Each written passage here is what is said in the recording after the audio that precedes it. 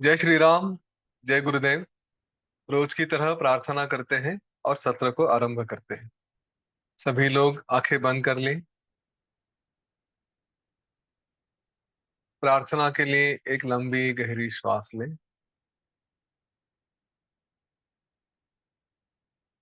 गुरुर्ब्रह्मा गुरुर्विष्णु गुरुर्देवो महेश्वरः।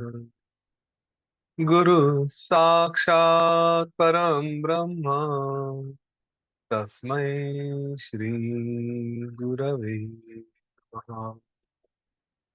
तस्मै श्री श्री गुरवे नमः।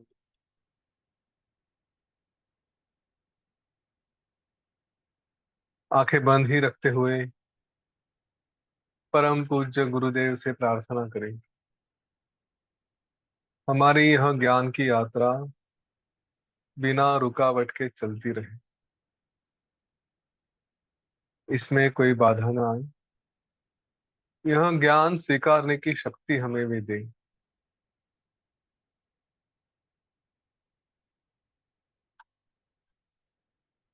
भगवान श्री गणेश से भी प्रार्थना करें, वे सदा हमारे साथ रहे, इस कार्य में कोई विघ्न न आने।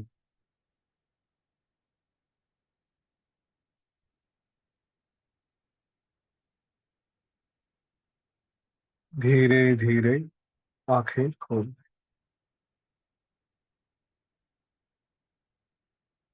जय श्री राम। जय गुरु।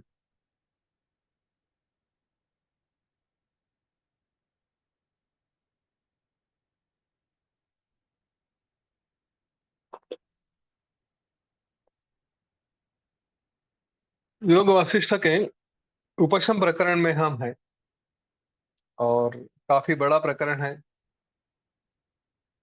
सभी जिसको हम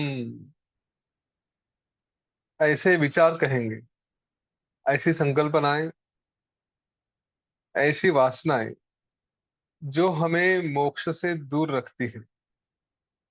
चलिए, मोक्ष शब्द अगर कठिन लग रहा है तो जो हमें अपने सुख से दूर रखती है, ऐसी सारी विचारों की शांति कैसे हो।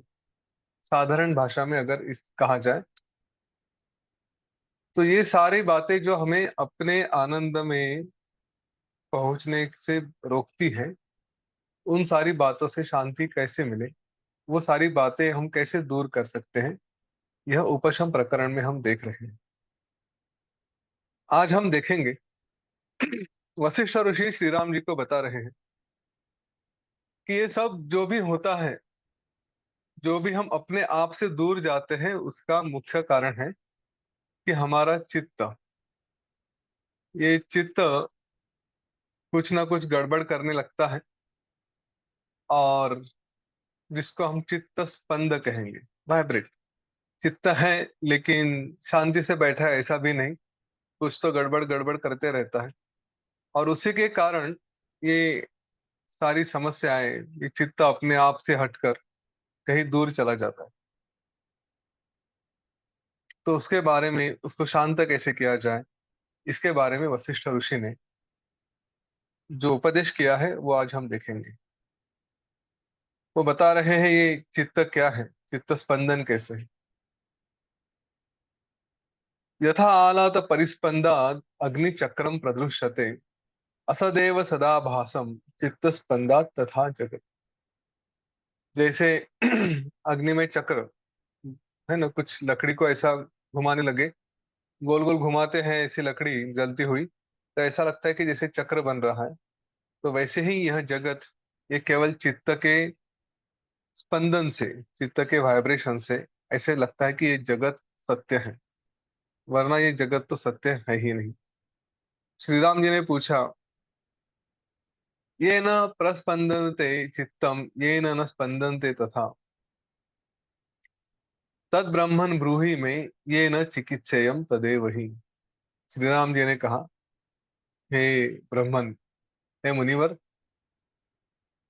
ऐसा क्या है कि जिससे ये चित्त स्पंदित होता है और ऐसा क्या उसका उपाय है कि ये स्पंदित नहीं होगा, इसका स्पंदन नहीं होगा, ये वाइब्रेट नहीं होगा, वो मुझे कहिए। और आपके उस मार्गदर्शन से मैं अपने चित्त को भी शांत कर सकूं, इसका वाइब्रेशंस, इसके स्पंद को मैं रोक सकूं। तब वशिष्ठ ऋषि ने कहा, यथा शौक्ल हिमे राम तिल तैल लवो यथा, यथा कुसुम सौगंधे तथौष्ण दहनो यथा, तथा राघव संश्लिष्टौ चित्तस्पंदौ तथैव च तथैव हि अभिन्नौ केवलं मिथ्या भेदः कल्पित एतयोः। ये जो भेद की बात कर रहे हैं, चित्त और उसका स्पंद, वशिष्ठ ऋषि कहते हैं दो अलग अलग नहीं है। जैसे बर्फ और उसका सफेद, सफेद उसका सफेदपन, वो जैसे एक ही है। तिल और तिल में जो तेल का अंश है, ये एक दूसरे से दूर नहीं किए जा सकते। फूल और उसकी सुगंध भी ऐसे के ऐसे ही हैं, या अग्नि और उसकी उष्णता, ये एक दूसरे से अलग अलग नहीं है। वैसे ही है राघव, ये चित्त और स्पंदन ये एक दूसरे से अलग नहीं है। हाँ, ये अभिन्न है। बस उनकी केवल कल्पना की गई है कि ये अलग है। वास्तव में देखा जाए तो चित्त है तो उसका स्पंदन होगा ही। और इसीलिए इसका जब ठीक से विचार किया जाएगा तो फिर ये पता चलेगा कि एक अगर नष्ट हुआ तो दूसरा भी नष्ट हो सकता है। इसलिए उन्होंने कहा, चित्त चित्त परिस्पंद, हाँ, चित्त और परिस्पंद, चित्त और चित्त का वाइब्रेशन, चित्त चित्त परिस्पंद पक्षयोः एक संशये स्वयं गुणागुणी स्थित्वा नश्यतौ द्वौ न संशयः। इनका अगर ठीक से विचार किया जाए ना, ये है तो एक ही, लेकिन इनमें से एक को भी नष्ट किया जाए तो दोनों ही अपने आप नष्ट होते हैं, इसमें कोई संशय नहीं रखना चाहिए। नश्यतो द्वौ न संशय। हाँ, द्वौ क्रमु चित्तनाशस्य योगो ज्ञानम च राघव, योगस्तद्रु तद्वृत्ति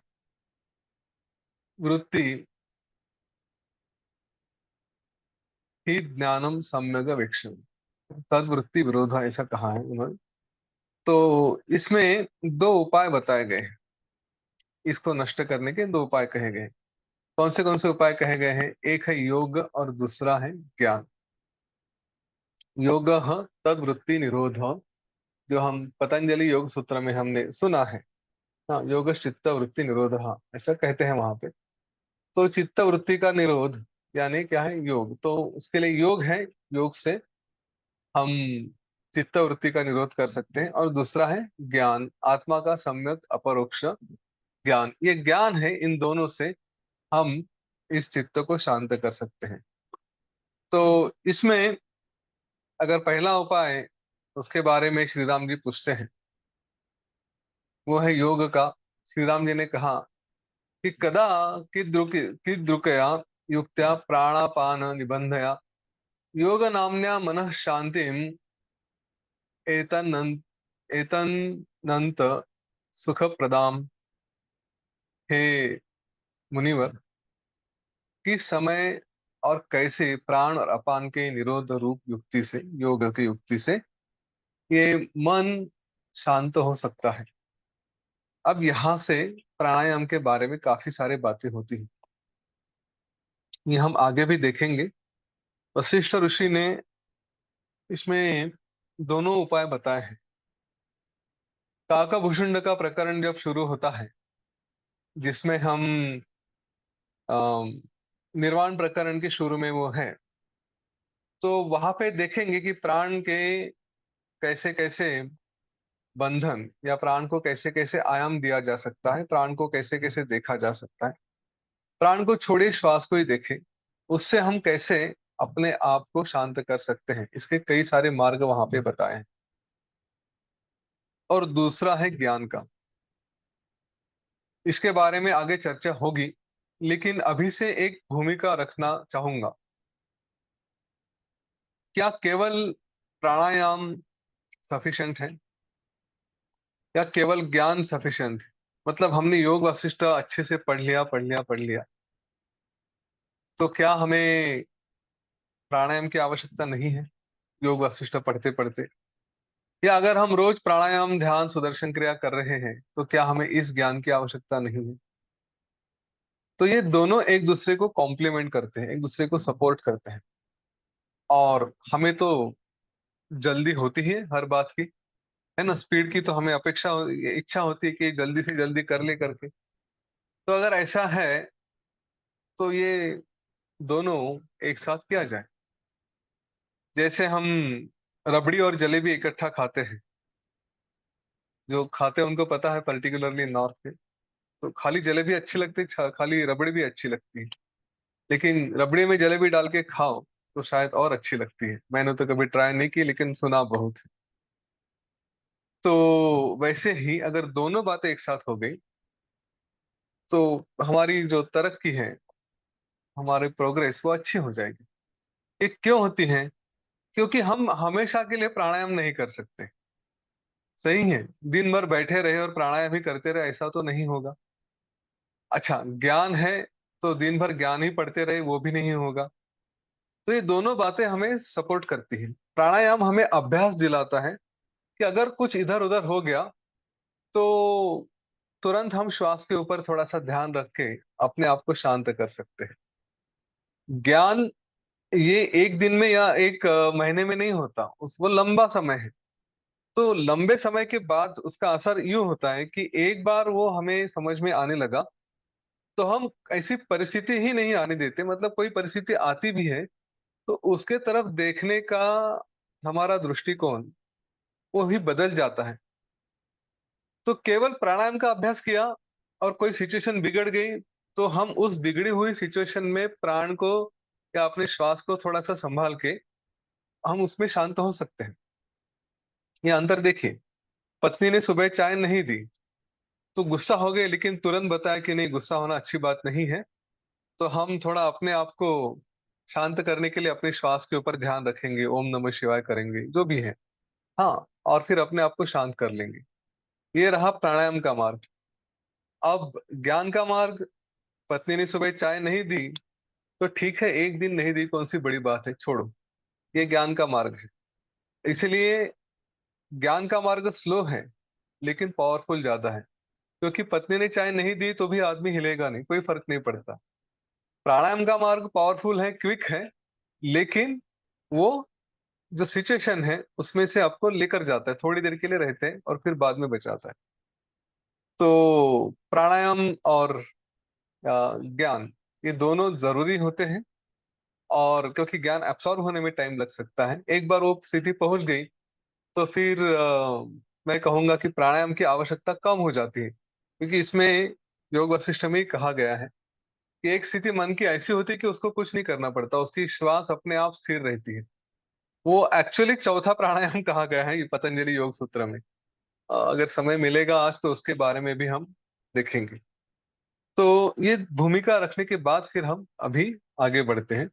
श्री राम जी ने पूछा कि प्राण अपान के विरोध या उसको निरोध की उसकी युक्ति क्या है, वो जरा मुझे बताइए। तब वशिष्ठ ऋषि ने उसके बारे में बताया कि पहले प्राण के स्वरूप के बारे में उन्होंने कहा।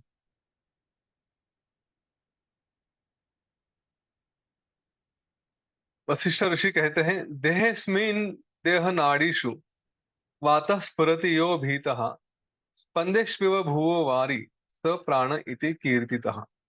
यहाँ पे हमें थोड़ा सा ऐसा आश्चर्य लगेगा, लेकिन उन्होंने इसको पानी की उपमा दी है। हाँ, तो वो हम देखेंगे कि जैसे वशिष्ठ ऋषि ने कहते वशिष्ठ ऋषि कहते कि हे श्री राम जी, पृथ्वी के अलग अलग छेदों में कहीं पानी जैसा है और उधर ही वो घूमते रहता है, वैसे ही इस शरीर में हजारों नाड़ियों में चारों ओर से जो वायु बहता है उसको प्राण वायु कहते हैं। अब दो बातों को थोड़ा ठीक से समझ ले, दो या तीन बातें कहूंगा। एक है श्वास, दूसरा है प्राण वायु, और तीसरे है प्राण।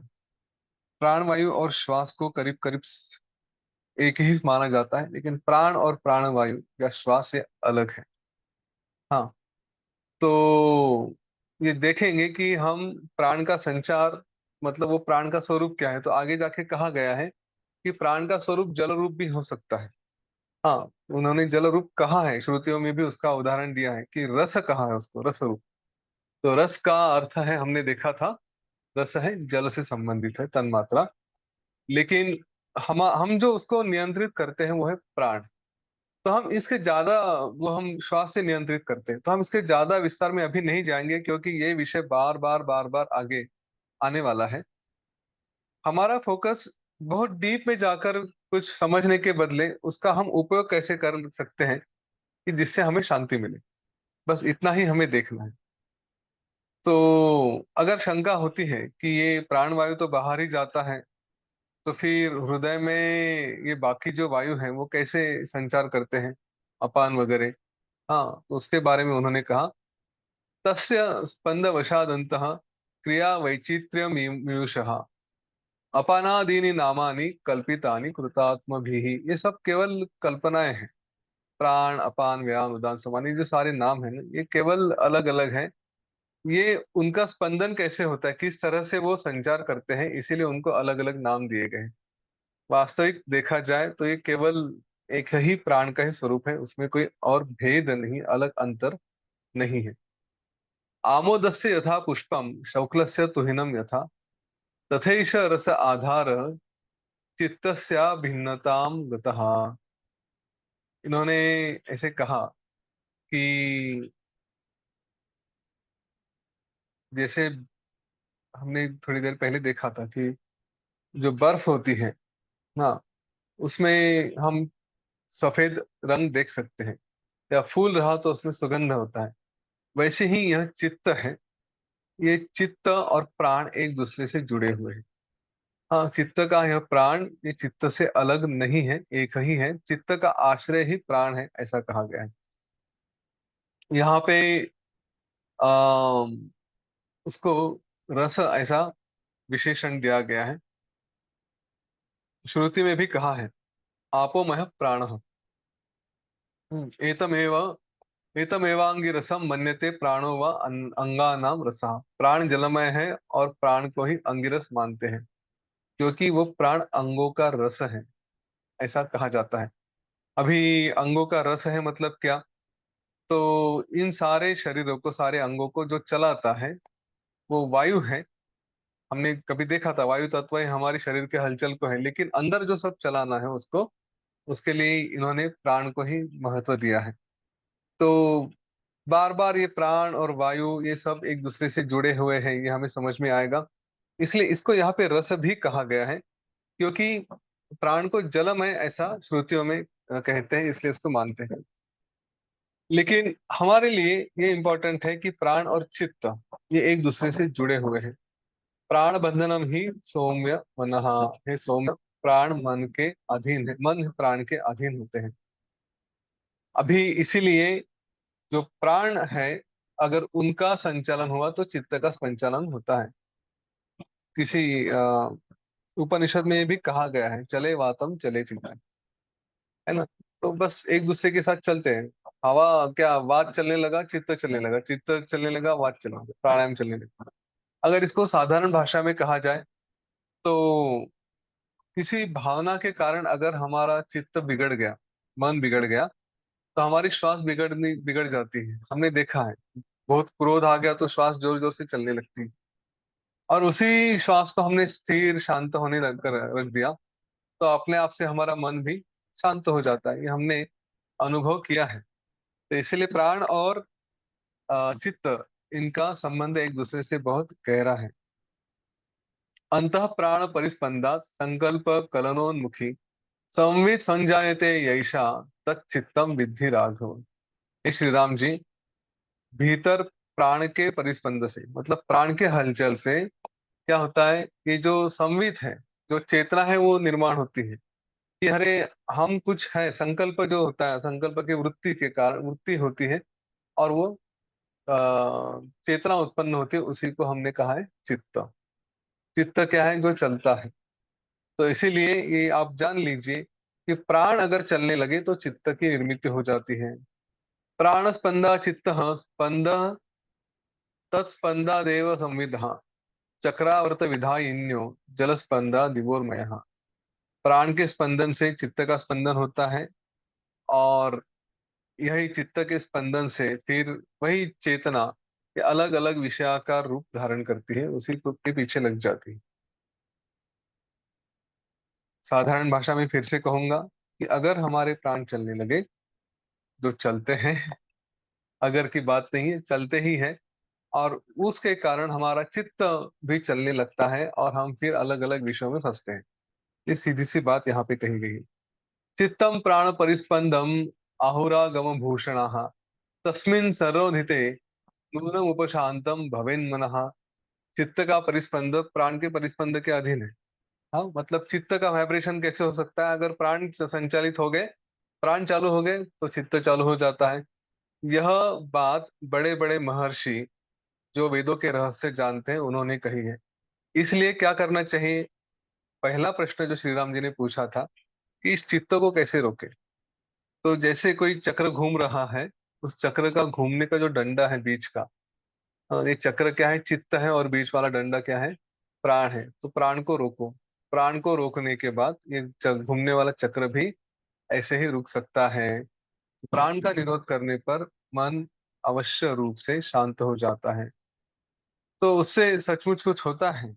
इसलिए वशिष्ठ ऋषि कहते हैं, मनस्पंदोपशांत्यायम संसार प्रविलीयते सूर्यालोक परिस्पंद शांतो व्यवहृतिर यथा।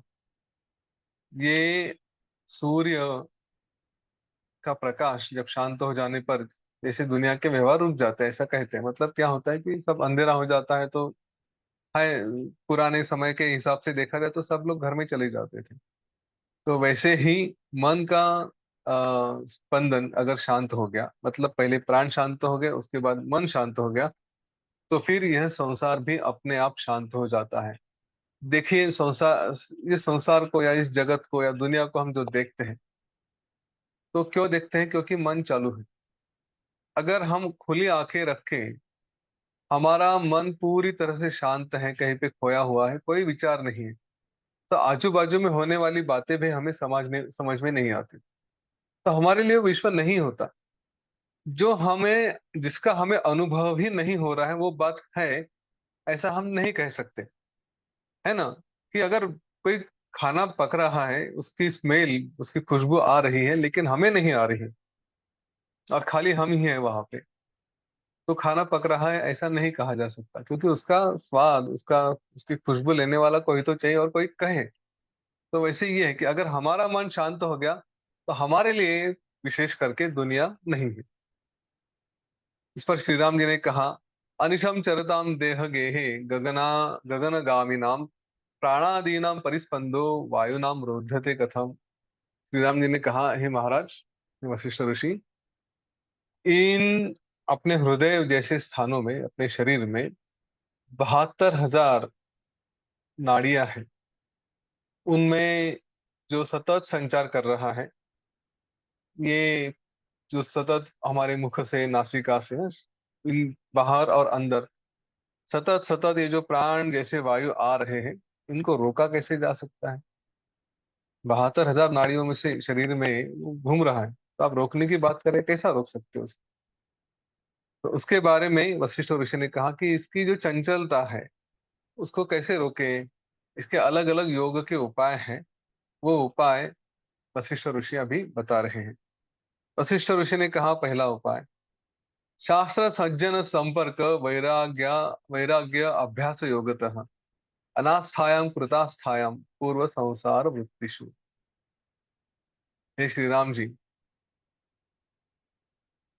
जहाँ शास्त्र सज्जन संपर्क वैराग्य अभ्यास योगतः, अध्यात्म का ठीक उपदेश, ज्ञानी लोगों के साथ रहना, विषयों में अनास्थायां कृतास्थायां पूर्व संसार वृत्तिषु, विषयों में अनास्था होना, वैराग्य होना, और फिर समाधि के लिए जो भी है यम नियम, इस इन नियमों का अभ्यास करना।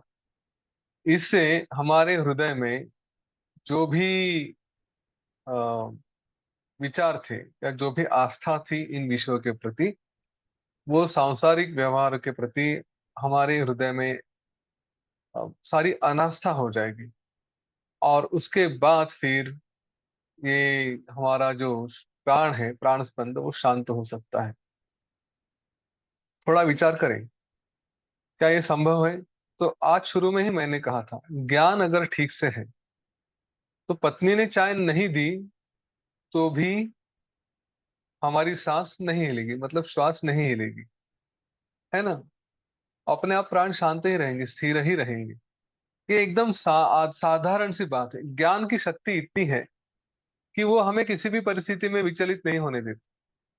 तो एक बार ये हो गया तो फिर कैसा चित्त और कैसा चित्त का स्पंदन, कुछ नहीं होता, सब शांत हो जाता है। लेकिन उसके लिए जैसे कहा कि समय लगता है। अध्यात्म शास्त्र का उपदेश एक दिन में योग वशिष्ठ पढ़ लिया, खटाखट खटाखट हो गया, नहीं हो गया। ये बार बार बार बार करना पड़ता है। हाँ, तब ये जाके विषय पक्के होते हैं। क्योंकि हम योग वशिष्ठ 1 घंटा सुनेंगे, 1 घंटा पढ़ेंगे, लेकिन बाकी के जो भी समय है उसमें तो दुनिया हमारे ऊपर अलग अलग संस्कार करती रहती है ना। तो उससे बचने के लिए बार बार इसका अभ्यास लंबे समय तक करना पड़ता है।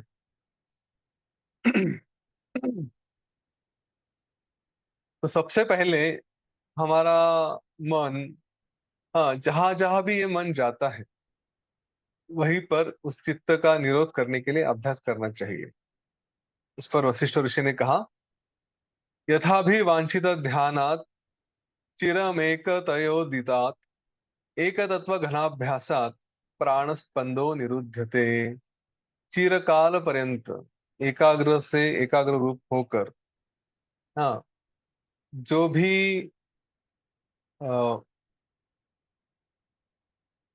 उसे जो एकाग्र रूप की जो परिणाम होते हैं वो प्राप्त करके फिर जो ध्यान होता है उससे एक ही स्वरूप का बार बार अभ्यास करना। किसका अभ्यास करना? एक ही स्वरूप का मतलब परमात्मा का। उसका बार बार अभ्यास करेंगे तो प्राण के स्पंद ये रुक जाते हैं, प्राण का जो चलना है वो रुक जाता है।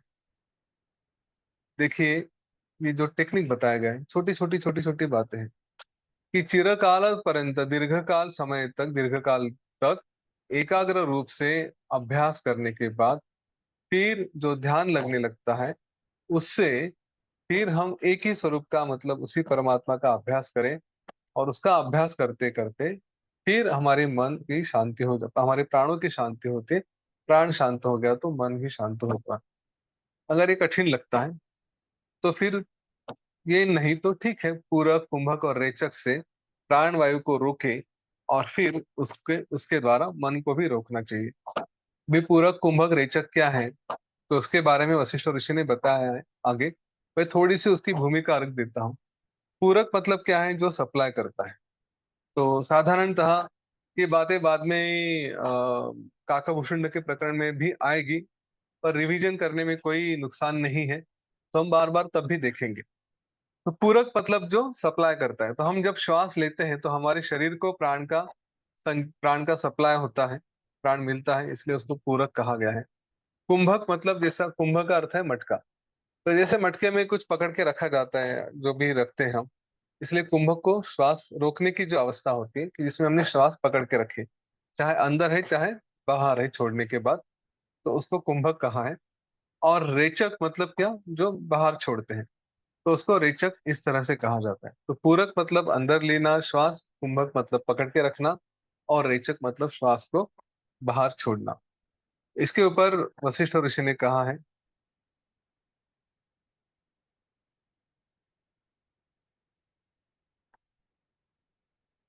पुरकादि निजा यामाद पुरकादि निजा यामाद दृढ़ाभ्यास खेदजा एकांत ध्यान संयोगात प्राण स्पंदो निरुध्यते।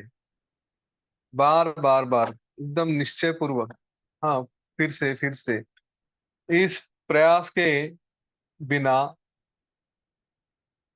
जब तक हम ऐसे ही कुंभक की सिद्धि नहीं करते, ठीक है, उस जो ध्यान है उसका जो प्रयत्न है, उसके बाद, इतना सतत प्रयत्न करने के बाद फिर ये प्राण वायु की चंचलता निरुद्ध हो जाती है। बार बार प्रयत्न करें, प्राणायाम का अभ्यास करें, तो उसके बाद ये जो हमारे कुंभक है ये एकदम सहजता से होने लगते हैं। तो पूरक द्वारा ऐसे अलग अलग जो हम अभ्यास करते हैं पूरक रेचक से, इसके बाद हमारा प्राण एकदम स्थिर हो जाता है, शांत हो जाता है, और उसके बाद फिर ये चंचलता रुक जाती है। और एक उपचार बताया गया है, ओंकारोच्चारण प्रांत शब्द तत्वानुभावनात् सुषुप्ते संविदो जाते प्राण स्पंदो निरुद्धते। अब प्राण स्पंद कैसे कैसे रोके जाते हैं उसके बारे में वो बता रहे हैं। एक कहाँ है, पूरक रेचक इसका अभ्यास किया जाए, जिससे अपने आप से हम अपने श्वास पे नियंत्रण पा लेते हैं। दूसरा कहा है कि ऊंचे आवाज में हम ओंकार का उच्चारण करें। तो उससे क्या होता है कि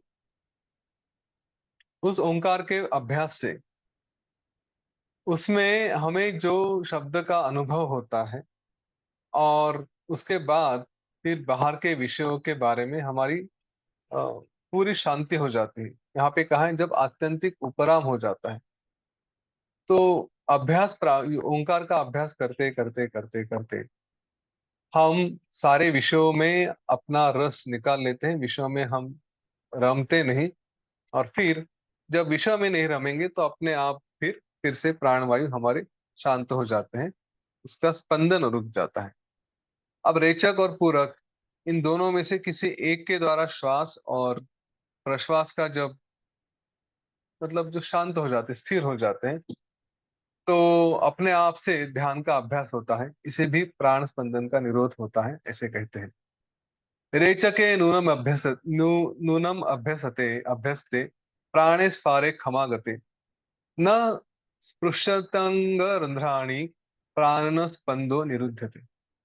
रेचक का अगर बार बार अभ्यास किया तो जिसमें ऐसा आकाश है कि जिसमें मेघ नहीं है, हाँ, जहां से मेघ मेघ चले गए हैं, उस तरह प्राणवायु भी शून्य हो जाता है।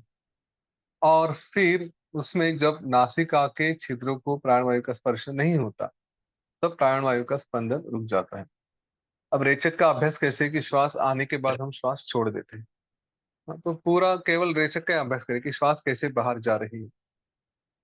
ये इसका अभ्यास करेंगे तब भी धीरे धीरे धीरे धीरे प्राणवायु शांत हो जाते हैं, प्राणवायु का स्पंदन रुक जाता है।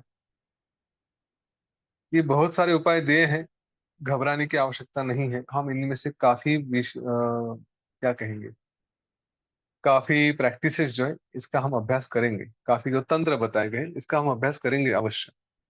हाँ, चिंता मत करें कि ये मुझे ध्यान में रहेगा कि नहीं रहेगा, वो ध्यान में नहीं रहेगा कि नहीं रहेगा। तो इन सब का अभ्यास हम बाद में करने वाले हैं, अभी खाली सुन ले। और ये एक क्रिएटिविटी के एंगल से देखें।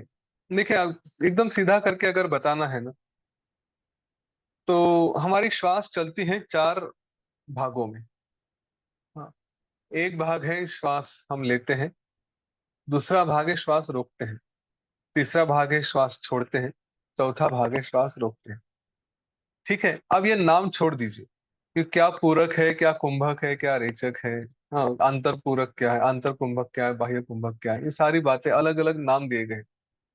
लेकिन थोड़ा ठीक से विचार किया जाए तो इन चारों भागों में से एक एक भाग पे भी अगर हमने ध्यान किया कि भाई वहां पे क्या हो रहा है, इतना भी अभ्यास किया ना, तो भी ये जो प्राण स्पंद रोकने की बातें हैं वो सारी उसी में आ जाती, वो अपने आप शांत हो जाता है। जैसे अभी रेचक का अभ्यास किया, तो हम बाकी सब विषयों पे ध्यान नहीं देंगे, श्वास लेंगे, श्वास छोड़ते छोड़ते देखेंगे कैसे श्वास छूट जा रही है। अब इसमें फिर क्या देखते हैं, तो हम जब भी कोई वस्तु है या जो भी कोई चीज है कि जब उसका मूवमेंट हो रही है, जो चल रही है, तो क्या देखते हैं, उसका जाने का मार्ग देखते हैं। हाँ, उसकी गति देखते हैं, और वो कितनी लंबी जा रही है। मतलब यहाँ से लेके यहाँ तक जा रही है, यहाँ से लेके यहाँ तक जा रही है। तो गति शायद सेम है, स्पीड सेम है, लेकिन अंतर ज्यादा है। या फिर क्या है कि यहाँ से वहां तक जा रही है लेकिन धीरे धीरे जा रही है। तो वो गति भी देखते हैं, अंतर भी देखते हैं, और उसका मार्ग भी देखते हैं, कौन से मार्ग से जा रही है।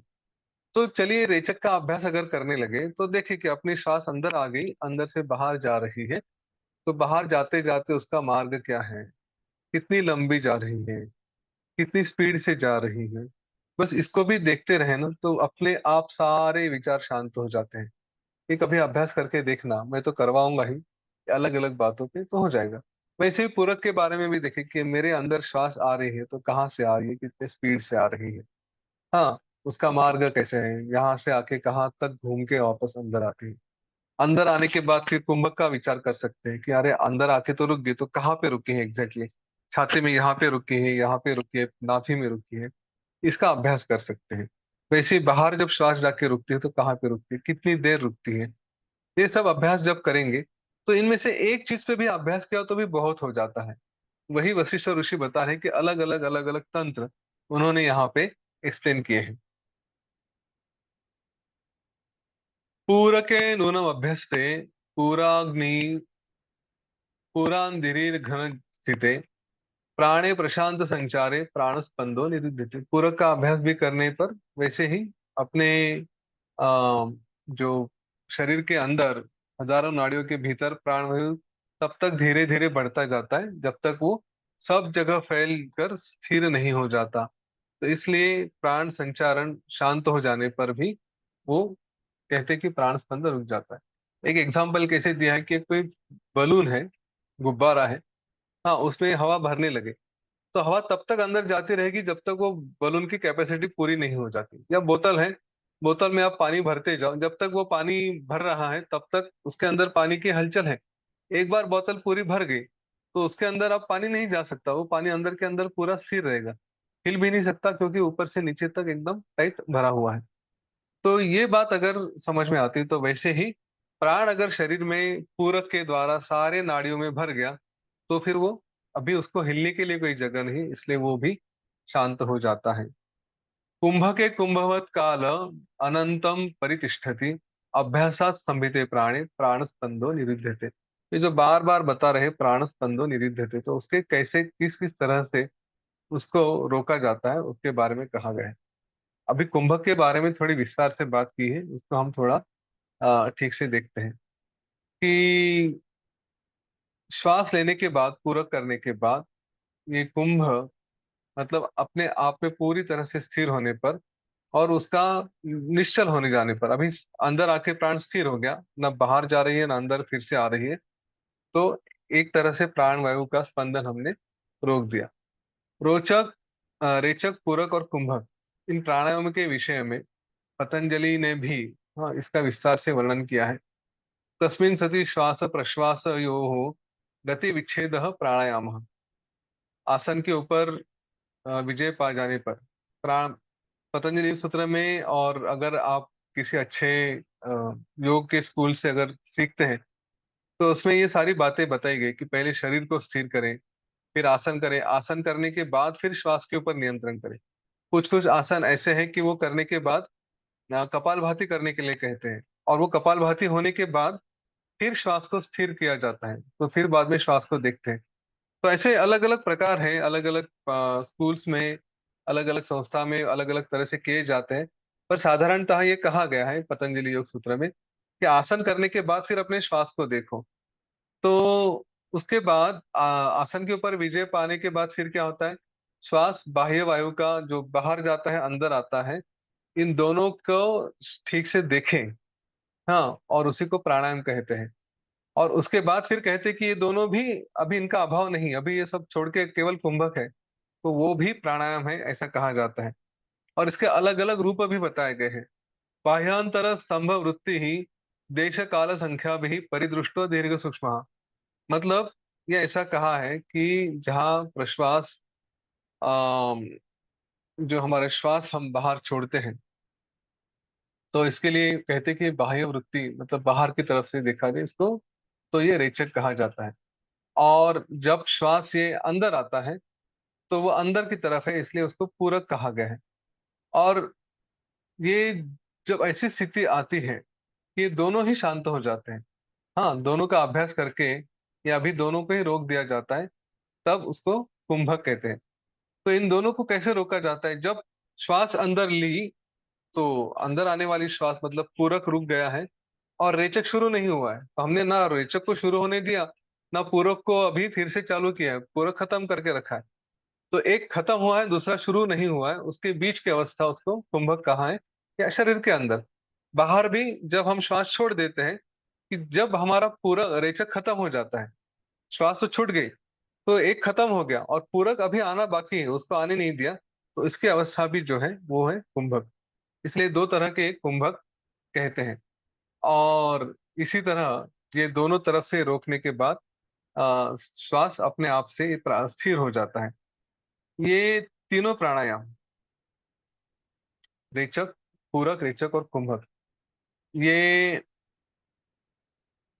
अपने शरीर में इनका जो क्या कहेंगे, इसकी जो स्पेस है, देश जिसको कहा जाता है कि कहाँ से कहाँ तक है, तो साधारणतः ऐसे कहा गया है कि हमारे नाक से 12 उंगली नीचे, मतलब यहाँ से 4 4 8 और 4 12, जो हमारे करीब करीब छाती के सामने आता है, अनाहत चक्र के सामने आता है, वहां तक इस श्वास का प्रदेश बाहर में है।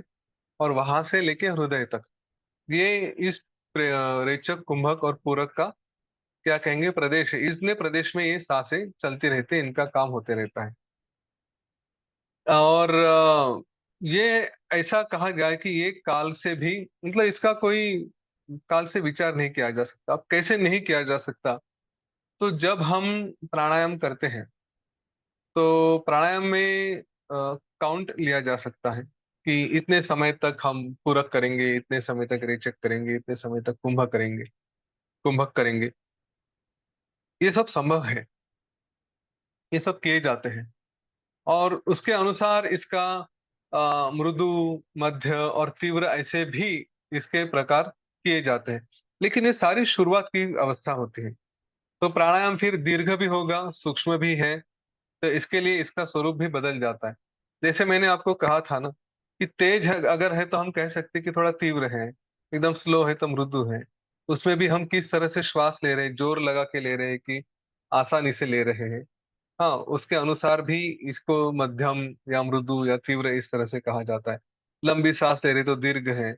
अगर सांस का पता ही नहीं चल रहा है कि इतने धीरे सूक्ष्मता से ले रहे कि, तो उसको सूक्ष्म कहा जा सकता है। या ऐसे अलग अलग प्रकार कहे जाते हैं। लेकिन जो पतंजलि में ये भी कहा है कि इसके अलावा चौथा एक प्रकार है। वो क्या है कि जब हम इसका अभ्यास करते हैं, जो हम प्राणायाम का इस तरह से अभ्यास करते हैं कि जब हम पूरक, रेचक, कुंभक ऐसे करते करते करते करते ये इतना स्वभावता, इतना सहज हो जाता है कि शुरू में जो हमें इसके लिए काउंट वगैरह लेने की जरूरत पड़ती थी, वो अभी बाद में नहीं पड़ती। वो अपने आप से ही अपने चौथे अवस्था में चला जाता है। यहाँ पे उसका कितनी देर प्राण का अभ्यास किया, कितनी देर पूरक का अभ्यास किया, कितनी देर रेचक का अभ्यास किया, ये गिन नहीं सकते। ये सब उसके परे हो जाता है। तो उस समय समय का भी भान नहीं रहता कि अरे कितना समय चल रहा है, कितनी स्पीड से चल रहा है, हम उसमें नहीं रहते। ये कब होता है, जब हम ध्यान की अवस्था में पहुंचते हैं। तो ध्यान की अवस्था में पहुंचने के बाद अपने आप से हमारा शरीर, हमारी जो श्वास है, वो इतनी शांत होती है और वो बराबर नियंत्रण में रहती है। देखिए, बिगड़ी हुई श्वास तो हम समझ सकते हैं, लेकिन ध्यान में जब जाएंगे तो अपने आप से श्वास शांत हो जाती है। अब इसीलिए ये दोनों बातें एक दूसरे को कॉम्प्लीमेंट करती है। फिर से इस बात को देखें, हमने जैसे ज्ञान की बात की थी कि ज्ञान से श्वास शांत हो जाता है। श्वास शांत हो गया तो थोड़ा सा हम ज्ञान के ऊपर ध्यान दे सकते हैं, है ना। किसी को बहुत गुस्सा आ गया तो उसके सामने डायरेक्ट युवा वशिष्ठ झाड़ना नहीं शुरू करना चाहिए। उसको पहले बोलो थोड़ा श्वास के ऊपर ध्यान दो। हाँ, श्वास के ऊपर ध्यान देने के बाद जब वो शांत हो जाए, तब उसको थोड़ा सा ज्ञान की बातें सुना सकते हैं। पहले ही वो गुस्से में और उसको हम सुनाना शुरू करेंगे, वो नहीं समझ पाएगा। हाँ, क्योंकि श्वास को और प्राण को स्थिर करना पड़ता है, मन को स्थिर करना पड़ता है, उसके बाद कुछ दिया जा सकता है।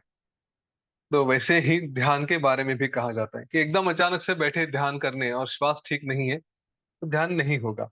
तो पहले श्वास को ठीक करें और श्वास को ठीक करने के बाद धीरे धीरे धीरे धीरे फिर ध्यान में जाएं। जब ध्यान में चले जाते हैं, तब देखें कि अब श्वास तो अपने आप एकदम से स्थिर हो जाती है। तो ये जो क्या कहें, एक जगह से दूसरी जगह जाना और दूसरी जगह से फिर से अपने आप को और ठीक करना, ये जो प्रकार होता है ना, ये एक दूसरे को सपोर्ट करते रहते हैं। तो प्राणायाम करेंगे तो श्वास स्थिर हो जाएगी, ध्यान होगा, ध्यान हुआ तो प्राणायाम अपने आप से होता है और अपने आप से श्वास स्थिर हो जाती है। यदि आप ठीक से ध्यान करते हैं और कभी अचानक से समझ में आ गया कि अरे मेरी श्वास चल रही है कि नहीं चल रही है, तो पता चलेगा कि लंबे समय तक कुंभक होते रहता है। ध्यान में ये विशेषता होती है। उस समय कुंभक ऐसे ही चल जाता है, हमें पता भी नहीं चलता काफी समय तक हमने श्वास नहीं ली है करके। तो पर्टिकुलरली रेचक हो जाके श्वास बाहर जाके अपने आप से रुक जाती है। तो ये ध्यान का फायदा है, लेकिन जानबूझ के प्रयोग मत करना, क्योंकि नुकसान भी हो सकता है। हाँ, तो ये जो सहज होता है, अभ्यास से जो होगा सो होगा। उसके लिए और कुछ करने की आवश्यकता नहीं। स्वामी विवेकानंद ने कहा है ना, प्यूरिफाई द मीन्स, हाँ, goal will take care of themselves. तो अपने जो जो मार्ग है उनको शुद्ध करने का प्रयत्न करें, अपने अभ्यास को अच्छा करने का प्रयत्न करें। अपने आप सारे अनुभव आने लगते हैं। और फिर जो सच्चा ज्ञानी होता है ना, वो अनुभव में भी नहीं फंसता। हमने वो भी देखा है अलग अलग ध्यान में, कि मुझे क्या अनुभव आ रहे हैं इससे कुछ लेन देन ही नहीं है, मैं अपने बस मार्ग पे चलता रहूंगा, प्रैक्टिस करता रहूंगा, जो होगा सो होगा। तो एक चौथे तरह का प्राणायाम भी बताया गया है, कि जो अपने आप होता है, लेकिन वो ध्यान की अवस्था में होता है। और फिर प्राणायाम के फल के बारे में भी बताया है। तथा क्षीयते प्रकाशावरणम धारणासु च योग्यता मनसा। प्राणायाम के अभ्यास से ये जो कर्म होते हैं हमारे, वो क्षीण हो जाते हैं। विवेक ज्ञान हमारा बढ़ जाता है और हमारे कर्म ये चले जाते हैं। प्राणायाम के अभ्यास से हमारी मन की योग्यता धारणा में होती है। हम धारणा के लिए भी योग्य हो जाते हैं। और उन सूत्रों में भी लिखा है, तपो न परमम प्राणायाम प्राणायामात ततो विशुद्धिर मलानाम दीप्तिश्च ज्ञानस्य। प्राणायाम से बढ़कर तप नहीं है। तपो न परमम प्राणायामात, हाँ, प्राणायाम से बढ़कर कोई तप नहीं है। और प्राणायाम से मल शुद्ध हो जाते हैं और ज्ञान की दीप्ति होती है। मल शुद्ध होता है मतलब केवल पेट की बात नहीं है, शरीर की शुद्धि हो जाती है। मैंने कभी ये भी आपको बताया होगा अनुलोम विलोम के बारे में भी। आज फिर से विषय आया है तो इसलिए रिपीट करता हूँ कि अनुलोम विलोम जब हम इन नासिकाओं से लेते हैं, अनुलोम विलोम में क्या करते हैं, या नाड़ी शोधन प्राणायाम, उसको नाड़ी शुद्धि प्राणायाम कहाँ है, नाड़ी शोधन प्राणायाम कहाँ है, सर्व रोग हर प्राणायाम कहाँ है, और पॉपुलर नेम तो ये भी है अनुलोम विलोम। तो क्या करते हैं उसमें हम, एक नासिका बंद करते हैं, एक से श्वास लेते हैं, और फिर जो बंद की थी उससे छोड़ते हैं, जिससे छोड़ा उसी से वापस लेते हैं, और दूसरी से छोड़ते हैं। तो जिस नासिका से श्वास छोड़ते हैं उसी से वापस लेते हैं, और दूसरी से छोड़ते हैं, दूसरी से छोड़ा फिर से लेते हैं, दूसरी से छोड़ते हैं। अब ये श्वास का इतना क्यों महत्व है? हमें लगता है क्या बस ऐसे पकड़ के इधर से खींचो उधर से छोड़ो, बड़ी कौन सी बात है, कितना सिंपल है। पर योग शास्त्र की विशेषता यही है कि जो सिंपल है वो बहुत शक्तिशाली है, बहुत पावरफुल है। तो इसको क्यों ऐसा कहा गया है? तो नाड़ी शुद्धि, ये जो नाड़ी शोधन प्राणायाम है, ये इसलिए कहते हैं कि अम,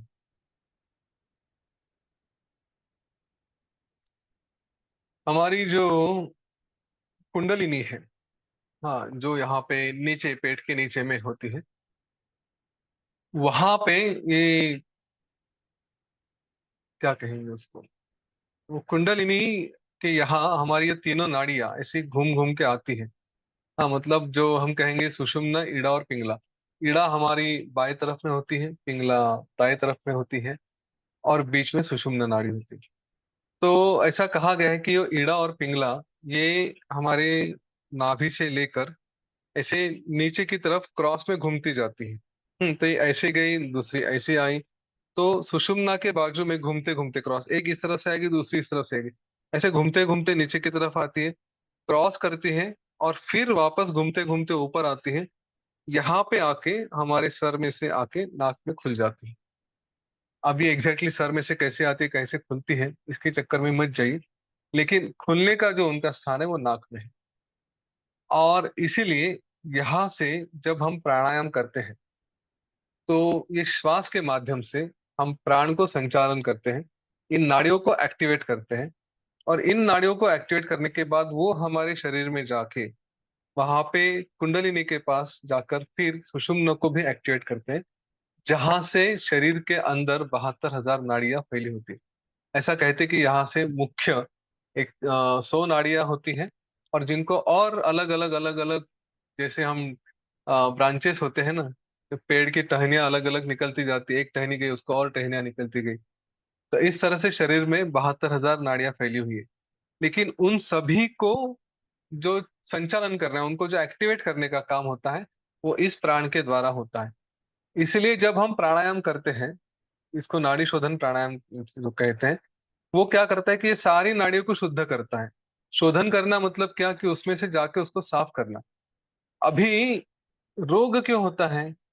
तो रोग इसलिए होता है कि कहीं ना कहीं किसी नाड़ी में कुछ ना कुछ दोष आया है। सीधी सी बात, हमको जो काफी लोगों को पता है वो है हार्ट में ब्लॉकेजेस हैं, ऐसा हम कहते हैं। तो कहीं तो उधर जो भी खून लेकर जा रही है, वापस लेकर आ रही है, उस नाड़ी में कहीं ना कहीं ब्लॉकेज हुआ है, और इसलिए उसमें हम कहते हैं कि दोष है, और फिर हार्ट अटैक वगैरह आने की संभावना होती है। तो वो जो ब्लॉकेजेस जैसी बातें हैं, उनको साफ करने का काम। अभी ये मत कहिए कि प्राणायाम किया तो सारे ब्लॉकेज निकल जाएंगे। हाँ, उसका अपना तरीका है, उसका अपना अभ्यास होता है, लंबे समय का अभ्यास होता है। तो अगर किसी को इस तरह की तकलीफ है, तो डॉक्टर को या कार्डियोलॉजिस्ट को मत कह देना कि नहीं नहीं, वो यतीन सर ने बताया था नाड़ी शोधन करोगे सारे ब्लॉकेज निकल जाएंगे। हाँ, ऐसा मत करिए। जो है योग्य निर्णय, वो थोड़ा कॉमन सेंस अप्लाई करके करें। पर ये ना हो इसलिए नाड़ी शोधन प्राणायाम करते हैं।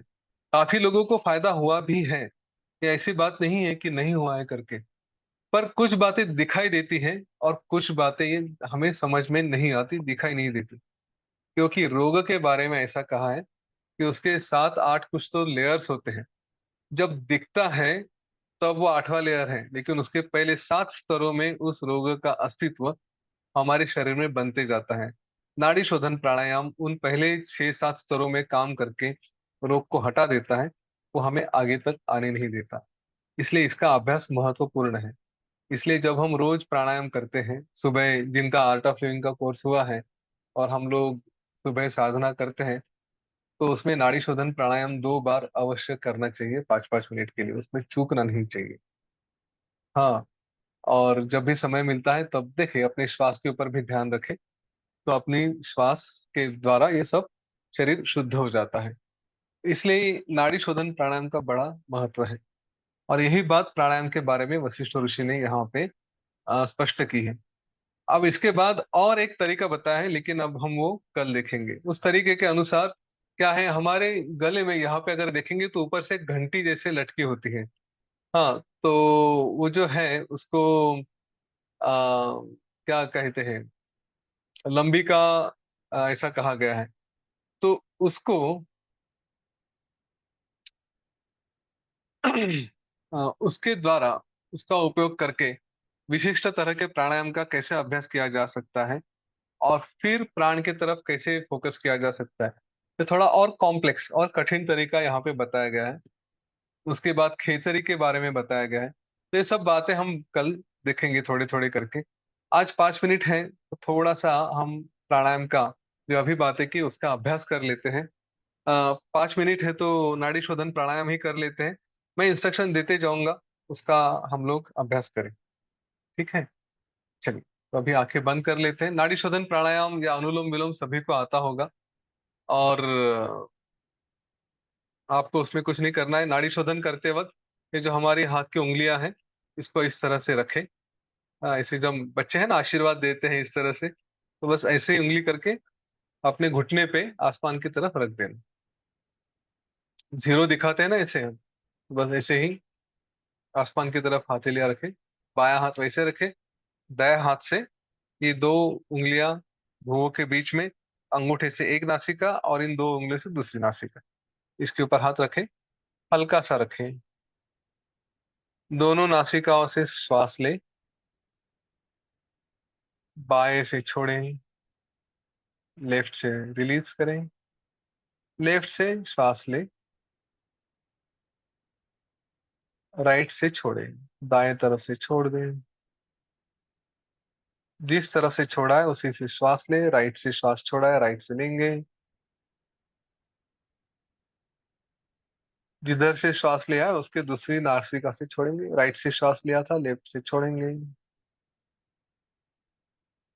फिर से लेफ्ट से श्वास लें,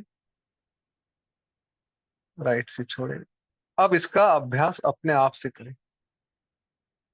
मैं बस छोटी छोटी सूचनाएं देते जाऊंगा, उसकी तरफ ध्यान रख। सबसे पहले, जैसे भी श्वास चल रही है वैसे उसे चलने दें। कंट्रोल करने का, फोर्सफुल करने का प्रयत्न ना करें। ना हमें लंबी सांस खींचनी है, ना लंबे समय तक पकड़ के रखना है या छोड़ना है। एकदम शरीर के लिए जो सहज है वही करें।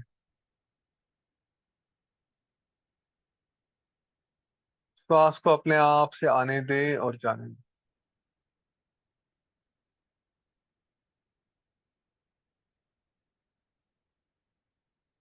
कहीं पर भी शरीर में, छाती में तकलीफ नहीं होनी चाहिए। एकदम आसानी से करें। जैसे श्वास की मर्जी है वैसे चलने दें। बस केवल उसको उंगलियों से नियंत्रित करें। एक तरफ से श्वास अंदर आती है तो एक तरफ से आने दे, दूसरी तरफ से जाने दे। दूसरी तरफ से जाएगी, फिर से उसी तरफ से आने दे, विरुद्ध दिशा से जाने दे।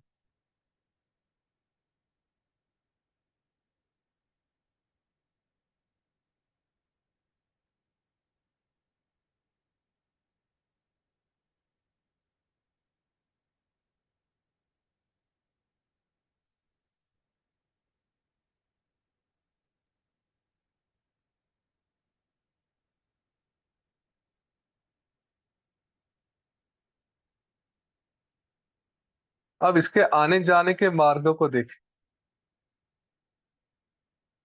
जैसे आ रही है जा रही है जाने दे। बस मार्ग को देखें, कहाँ से अंदर आती है कहाँ से जाती है।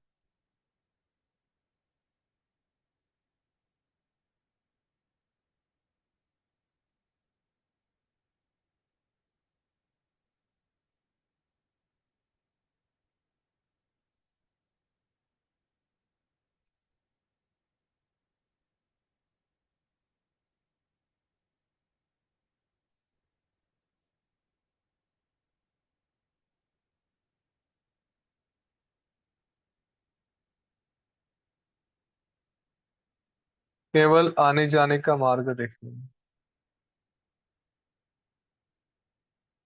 उसकी जो भी स्पीड है वो चलने दे। उसे नियंत्रण करने का प्रयत्न ना करें।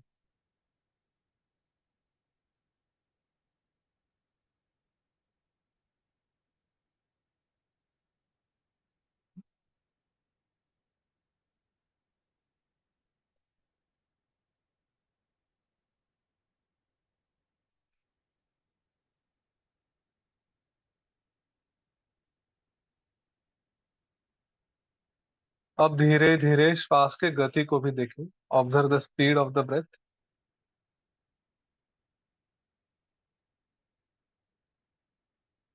फिर से उसे जैसे है वैसे ही देखें, कंट्रोल करने का प्रयत्न ना करें।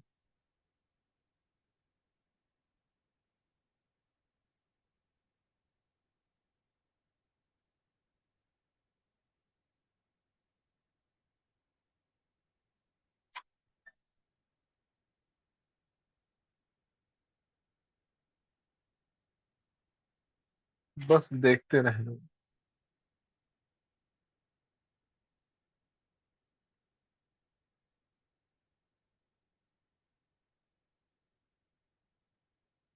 इन तीनों बातों पे ध्यान रखें। कहाँ से आ रही है, स्पीड क्या है, मार्ग क्या है।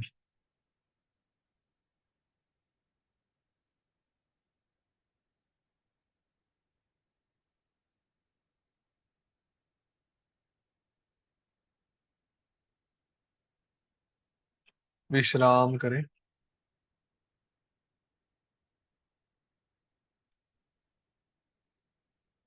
आंखें बंद रखें, शांत बैठे।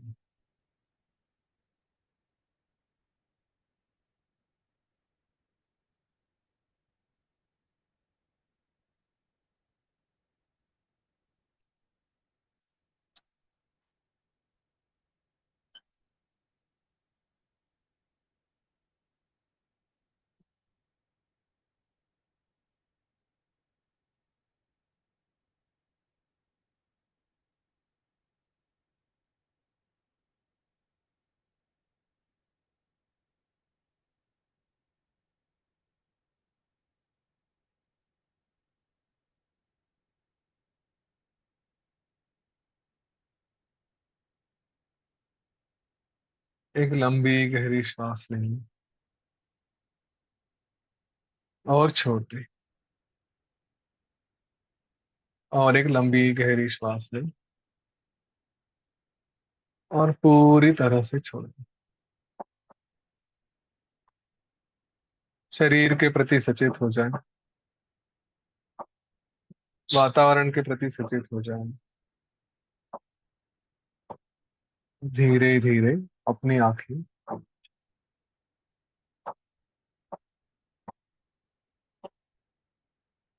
यदि आपने नोट किया होगा तो जब हम वो प्राणायाम कर रहे थे इस तरह से, तो मन एकदम शांत रहा हो, है ना। सब विचार शांत हो जाते हैं। तो ये जो आज बात कही थी कि प्राण का स्पंद, प्राण के वाइब्रेशंस को नियंत्रित किया गया, तो अपने आप से मन भी शांत हो जाता है। ठीक है, तो आज हम यहाँ पे रुकते हैं। अगर किसी को कोई प्रश्न है तो हम।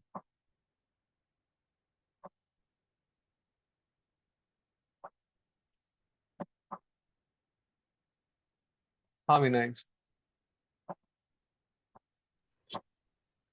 जय गुरुदेव। जय आज की इसमें ये जो कहा कि प्राण रसमय यानी जलमय माना जाता है, तो वो समझ में नहीं आया, क्या धारणा या क्या कंसेप्ट है उसका?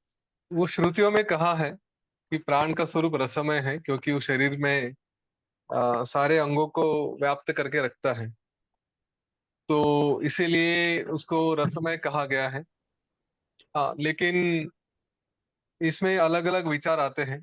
कोई प्राण को वायु रूप भी कहते हैं, कुछ उसको रस रूप भी कहते हैं। ज्यादातर मान्यता यही है कि प्राण मतलब वायु। वास्तव में प्राण और वायु भी अलग अलग है।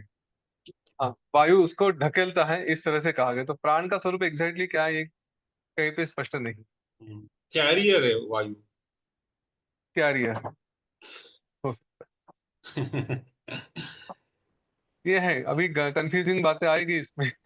हाँ। तो इसलिए मैंने पहले ही सचेत कर दिया था कि थोड़ा सा क्या कहते हैं, परिभाषा और डेफिनेशन में ना जाए, हम्म, जहां तक हो सके इसका उपयोग करने के पीछे भी। हम्म। बड़ा भाग्य विनायक जी आप हैं यहाँ पे।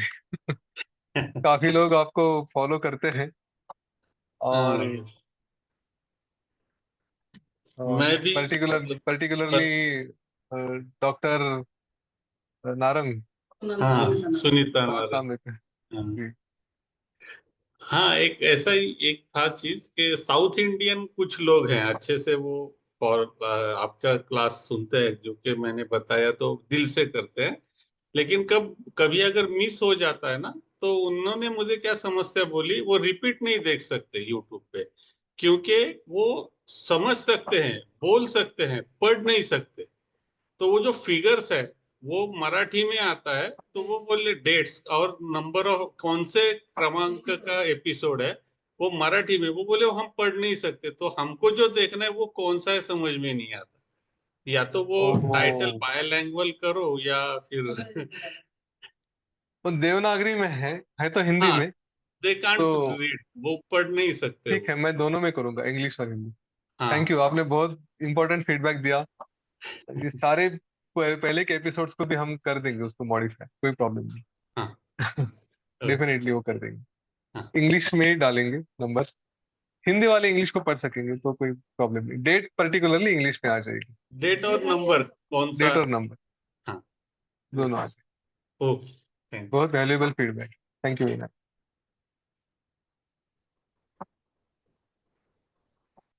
चलिए, और किसी को कुछ पूछना है?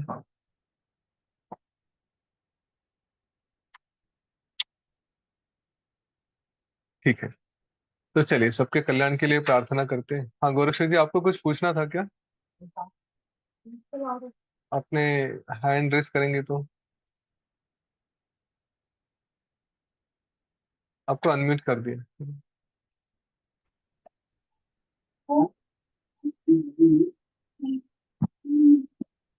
आपकी आवाज ठीक से नहीं आ रही।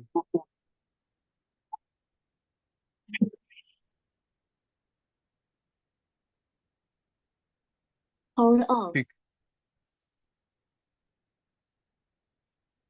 चलिए कोई हाँ, बात। अभी सुन रहे हैं। हाँ हाँ अभी ठीक है। हाँ, अभी जो आपने रेचक, कुंभक और ये जो बताया, तो मुमुक्षु स्थिति, हर एक श्वास अंदर लेने के बाद भी जो ठहरना, बाहर छोड़ने के बाद भी थोड़ा ठहरना, वो चिदाकाश का स्थिति जो रहता है, वो मुमुक्ष पिंगला और ये जो दो नाड़ी आप बोलते हैं, उसमें से थर्ड जो मुमुक्षु यानी मुमुक्षु नाड़ी रहता है, तो वो उसमें क्या फर्क है सुषुम्ना, चिदाकाश स्थिति सुषुम्ना, और ये? सुषुम्ना नाड़ी की तीसरी। हाँ, सुषुम्ना, सुषुम्ना। जी। तो वो चिदाकाश स्थिति और ये कुंभक, दो टाइप में 2 बार करना, तो वो स्थिति कौन सी आएगी फिर? मैं समझा नहीं, देखिए कुंभक, अंदर कुंभक और बाह्य कुंभक दोनों है। अच्छा, दो दो कुंभक करना ही है। हाँ हाँ, और वो आप अभ्यास किसी चिदा एक का करिए शुरू में, धीरे धीरे धीरे धीरे, फिर बाद में होते जाएगा। ओके, तो अभ्यास, हाँ। वो कुंडलिनी जागृत के लिए चल रहा है, वो बताया क्या? खाली ये प्राणायाम करने में? आप, जैसे मैंने वो स्वामी विवेकानंद जी का वाक्य कहा ना, कि प्यूरिफाई द मीन्स, मतलब हमने मार्ग जो है वो अच्छे करें। कुंडलिनी जागृत होती है नहीं होती है, उसमें ना पड़े। वो इतना आसान नहीं है, सहज नहीं है। हम कई जगह बोर्ड देखते हैं, फ्लेक्स देखते हैं कि 2 दिन में कुंडलिनी जागृत करा देंगे वगैरह, ऐसा इतना सहज नहीं होता। तो इसके लिए अभ्यास लगता है। हमारा ध्यान ये अभ्यास पे होना चाहिए, जो होना अब है जो वो होते रहेंगे। वो 72,000 नाड़ियां जो बोल रहे हैं आप एक्टिवेशन के लिए, एक्टिवेट, हाँ। उसमें से कुछ होते, कुछ रहते होंगे तो ठीक है। ये हमें चलो, पता नहीं कौन सी होगी कौन सी नहीं होगी ना। Thank you. हम कितना विस्तार से अभ्यास करते हैं, कितना अच्छा, बार ठीक, बार नहीं करते, समझ में कभी एक आया हो गया मेरा, कब। आपने एक्सप्लेन किया, समझ में आया, थोड़ा बहुत फायदेमंद है। धन्यवाद। धन्यवाद। हाँ मीनाक्षी जी। प्राणायाम कब और कितना देर तक करना चाहिए और कब करना चाहिए? प्राणायाम तो खाली पेट करना चाहिए, पहली सवेरे। बात ये है। हाँ, हाँ जब सवेरे भी है उठे। खाली पेट करें, सुबह जल्दी करें वो तो बेहतर ही है। और ध्यान के हाँ, पहले करना चाहिए कि बाद में करना चाहिए? दोनों बार करना चाहिए। दोनों बार करना चाहिए, हाँ सब पहले और प्राणायाम। बाद। हाँ। भ्रमरी, कुंभक, ये सब सब करना चाहिए। नहीं नहीं, वो बहुत विस्तार से बड़ा विषय है वो, कि कौन सा हाँ, प्राणायाम कब करना चाहिए मैं वगैरह। ध्यान मैं मेडिटेशन के पहले करती हूँ, बाद में मेडिटेशन ध्यान करती, बाद में नहीं करती। ध्यान के बाद भी नाड़ी शोधन करिए। ओ, थैंक यू। जय गुरुदेव। जी।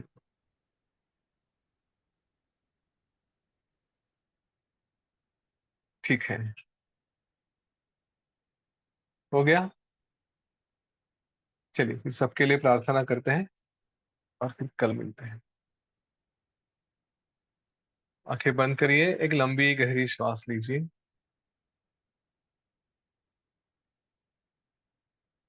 लोका समस्ता सुखिनो भवन्तु।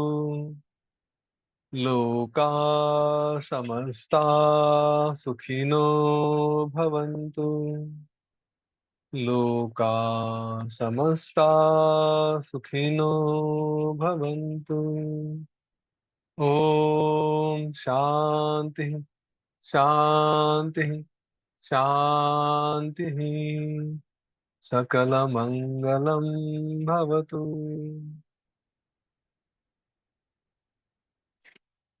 जय गुरुदेव।